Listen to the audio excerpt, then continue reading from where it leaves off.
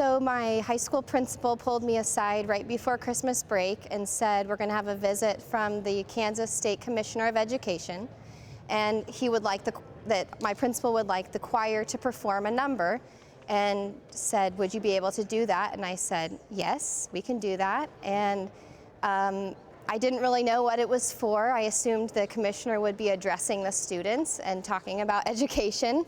And my focus was on getting the choir ready, because this is just following our winter break. We actually had a snow day Monday, so we had one day of rehearsal, and then today. So my focus was on getting the kids ready for the performance. I just started looking around at the faces of all of my colleagues here. I teach in the middle and the high school, so I interact with every teacher that we have in this building. And I just started thinking through all of the things that all of those people do in their classroom, and picturing, okay, well, it could be this person, it could be this person, because there are some phenomenal educators here. When I heard my name, I was just completely overwhelmed.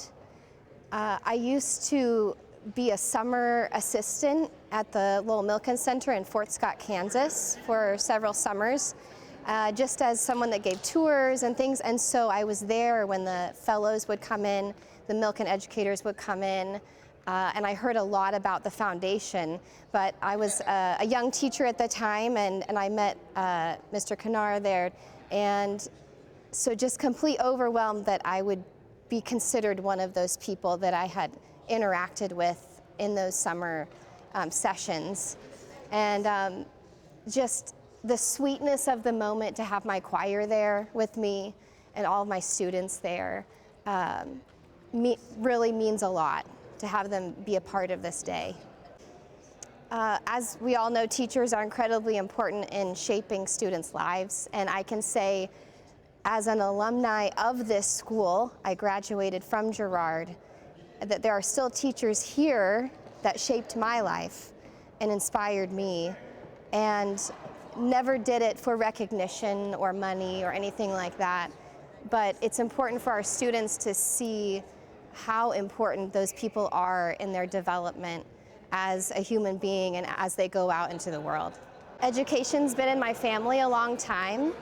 Both of my grandparents were educators.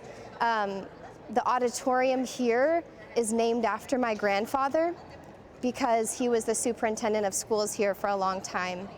And then my father was a teacher and also an administrator in Girard, and so it was really a natural transition looking into teaching. And when I was in middle and high school, I loved music, I loved singing, and there wasn't a huge opportunity here at Girard for singers at that time. There wasn't a huge program, and so I feel strongly that students in a rural area should not have that opportunity to be in a high caliber musical ensemble just because it's not a big city. And so I went out into college. I wanted to be a music teacher, to bring that back into our rural areas, to offer students that opportunity to be in music at a higher level. I think what people don't realize sometimes about music is that it's a lifelong skill. Whether or not you continue to sing in college or you continue to do music outside of school, you're going to be standing in an arena at a basketball game and invited to sing the national anthem with the group. You're going to be standing in church next to your family. And my goal is to give my students that musical ability to take out into their families and into their lives, whether or not they continue to sing in a choir or sing at church as a leader, but that they would always have that ability to join in and to share that music is in them. So 2 years ago, we started what's called the Generations Community Choir. We have a strong community support here, and we have a lot of alumni that like to sing. Our select choir here is called Reflections, and the group is now a little over 50 years old. And so we still have community members that were in the very first group of Reflections. So we started out by inviting them to perform with us. And then we realized there are so many other community members that may not be alumni, but are family members or just work here that love singing and don't have an opportunity to sing in a big choir. So I created the Generations Community Choir to invite all generations of singers to rehearse and perform with our high school students, and then they get to collaborate on two concerts each year. Every day when I step into my classroom, that question is answered. My why is when I see those kids come into my room.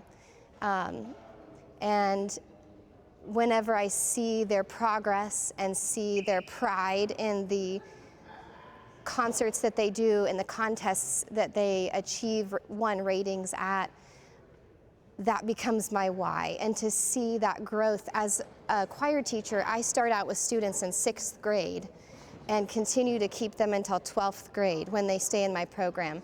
So when I see students that have started out and they were so young and just developing, and I get to see their progress all the way through until they walk across the stage and graduate, it's an incredible feeling and an incredible honor to guide them through that.